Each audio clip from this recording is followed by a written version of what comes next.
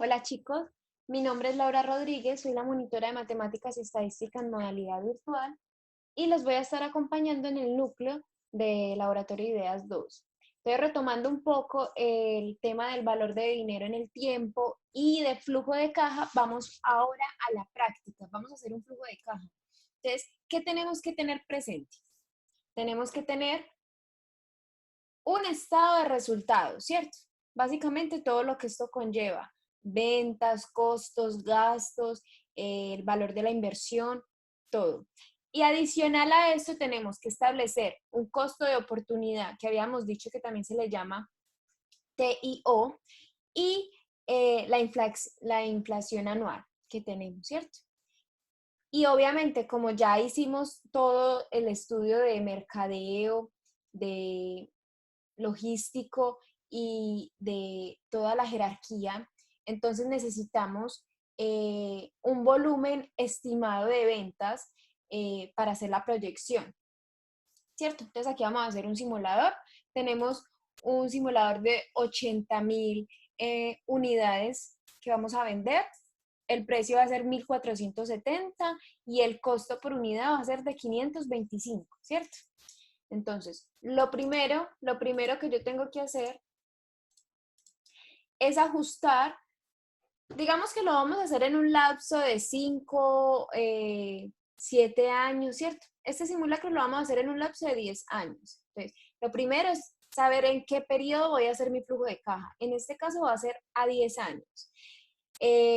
Generalmente se hace inferior a esos 10 años, pues a menos de que sea de infraestructura o de construcción, pues que se hace a 20 años, pero lo más habitual es de 5 a 10 años, ¿cierto? Incluso menos.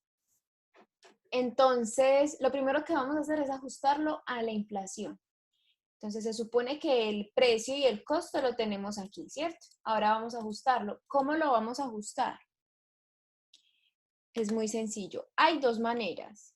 Una, simplemente tomo el valor anterior, lo multiplico, abro paréntesis, pongo el 1 y lo sumo a la inflación. Esta la fijo, muy importante fijar, ¿cierto? Ahí ya tengo el estimado. La otra, que es la que más sencilla, la que más me gusta, es coger el valor anterior, multiplicarla por la tasa, obviamente fijada, y nuevamente sumo el valor anterior, ¿cierto? Las dos dan lo mismo, es con la que se sientan más cómodos. De ahí,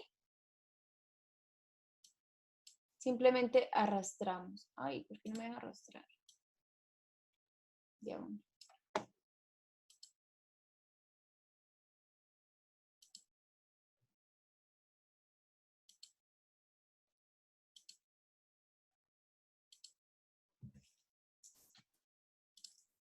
Listo, arrastramos, ¿cierto? Entonces, ahí ya cambiamos el precio y el costo por unidad por los 10 años de acuerdo a la inflación. Entonces, vamos a empezar. Entonces, esto puede variar. Los ingresos y los egresos van a variar. Recuerden, tenemos que tener un estado de resultados. Ustedes me pueden poner en los ingresos muchos más ingresos. Aquí lo hice con lo más sencillo, porque es un ejemplo sencillo, ¿cierto? Entonces, obviamente en el año cero no tengo ventas, no tengo valor residual. Recuerden que el valor residual es también el llamado el valor de salvamento, lo que nos queda de la depreciación. Recuerde que a nivel contable, cuando yo deprecio un bien, no lo puedo dejar en cero porque a la hora de vender contablemente no sé cómo ingresar ese dinero. Entonces, por eso hay un valor de salvamento o residual que eso depende del bien, debe quedar y depende de la depreciación. Según la hagamos en línea recta o por suma de dígitos o como le recomienden hacer la depreciación, ¿cierto? Sabemos que el valor residual siempre está al final del periodo. En este caso, como es a 10 años, entonces el valor residual lo dejo al final del periodo. Y entonces vamos a empezar con las ventas. Entonces, ¿cómo sé yo mis ventas en el año 1? Bueno, cabe decir el hecho de que esto siempre es finalizando el periodo. Muchos me pueden decir que lo puedo hacer empezando el segundo año, pero por orden vamos a hacer el primer año, pero haciendo la simulación de que es el fin de año. Estamos cerrando el núcleo, estamos cerrando el periodo 1, ¿cierto? Que es al final del año. Entonces, las ventas simplemente multiplico el precio por el volumen, ¿cierto? Pero el volumen lo tengo que fijar. Importantísimo, fijar. Ya está. Y así lo arrastro.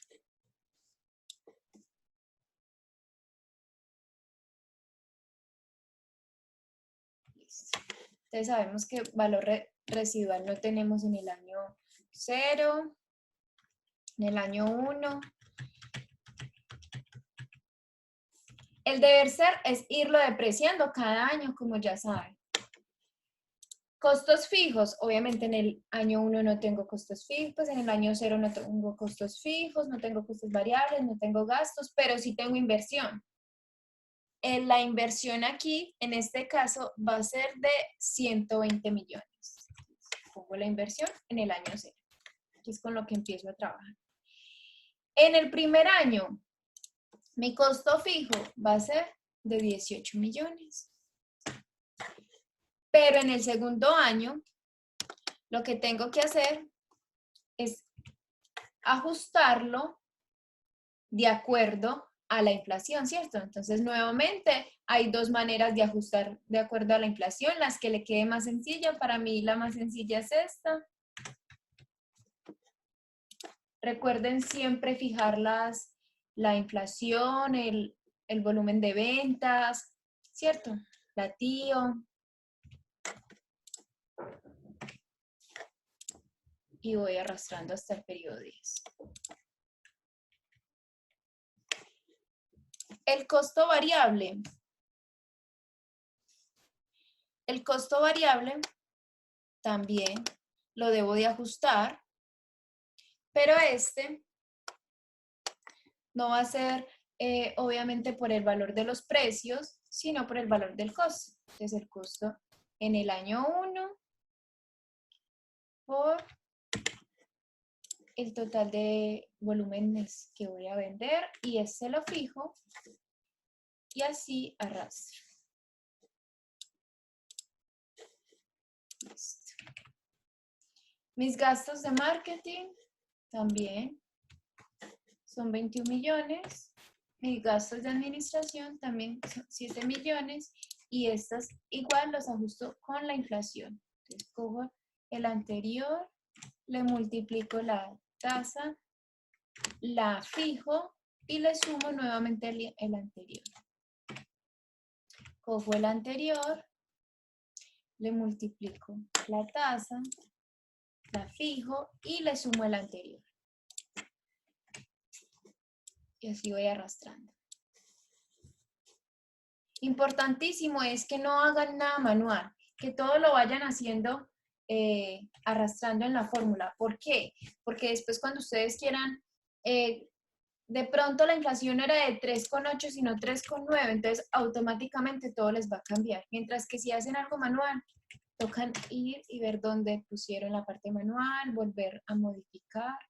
Bueno, la inversión aquí se supone que se hace empezando el periodo. Si de pronto tengo una inversión adicional, hay que ponerla, ¿cierto? Entonces aquí simplemente voy a totalizar estos datos. En ingresos en el año 0 no tengo nada.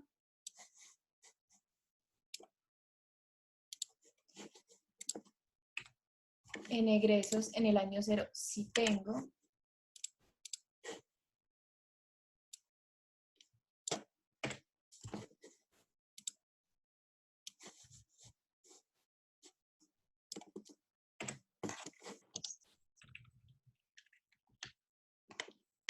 Y aquí simplemente voy a restar, ¿cierto?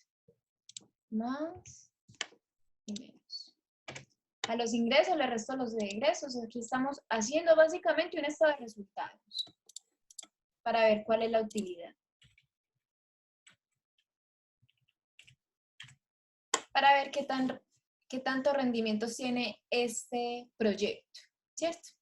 Entonces, así estoy casi concluyendo la tabla de flujo de caja. Ahora vamos a poner la función valor presente, que aquí se llama valor anual en Excel, que es traer todos estos 10 años, traerlo a la hora, ¿cierto? Entonces pongo valor neto actual. También depende de la versión que tengan en Excel, también es VAN, ¿cierto? Que sabemos que es lo mismo que VPN. Entonces, abro paréntesis, le pongo la tasa es la del tío, la que ya fijé.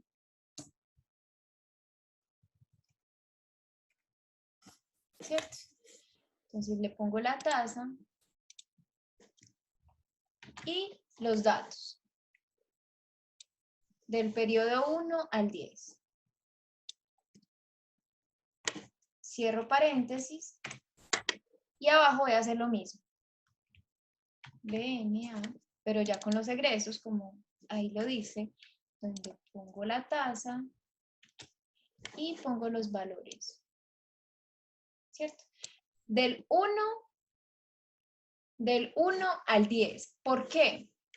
Porque aquí pasa en los egresos que adicional a esto lo voy a sumar el periodo 0. ¿Por qué no lo hice en el anterior? Porque en el periodo 0 no tengo nada. Entonces, si lo sumo, entonces no me hace nada. Ahí está. Ahora simplemente voy a hacer la resta de estos dos valores para saber cuánto es mi utilidad. Entonces, mi utilidad en este caso son 35 millones, que sabemos que es este valor, ¿cierto? 35 millones. Entonces, según lo que habíamos visto antes en el video, cuando mi BPN da positivo, porque mi BPN yo solo la relaciono con positivo, negativo o cero. Positivo lo acepto, negativo lo rechazo y cero me es indiferente. Me es indiferente es porque ya tengo que buscar otras alternativas para evaluar mi proyecto, ¿cierto? Entonces, en este caso me dio positivo, tengo utilidad, tengo rendimiento. ¿Qué significa estos 35 millones? Básicamente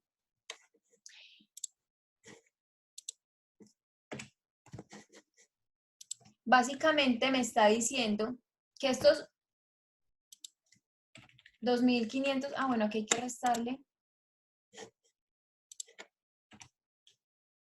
Aquí hay que restarle 2.400. Aquí hay que restarle la inversión, que ya la resté. Ya lo hice desde el periodo 1 al 10. Nada más. Ahí ya no está teniendo presente los 120 millones de inversión. Básicamente me está diciendo que estos 2.470 millones que se supone que me voy a ganar, si los traigo ahora, en realidad son 35 millones. ¿Cierto? Entonces recuerden que básicamente lo que estamos haciendo es todo lo contrario a una tasa de interés. Que estamos haciendo es como estamos realizando un flujo de caja que se define en una tasa de descuento. Estoy trayendo del futuro al hoy. Entonces, obviamente siempre va a ser menos dinero. Entonces, solo interpretando en esto lo debo aceptar porque mi valor es positivo. Ahora, la TIR. La TIR es la que dicen que es la más difícil de hallar. ¿Cómo se halla? Simplemente poniendo la función. ¿Cierto? Seleccionamos cuáles son los valores. Los valores son estos. Desde el periodo 0. Del periodo 0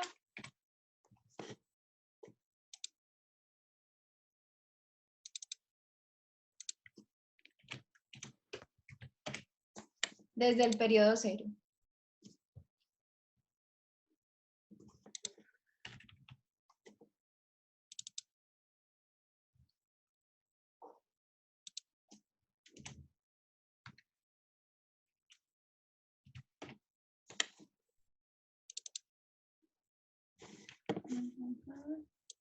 Yo veo. Sí. 175, ok.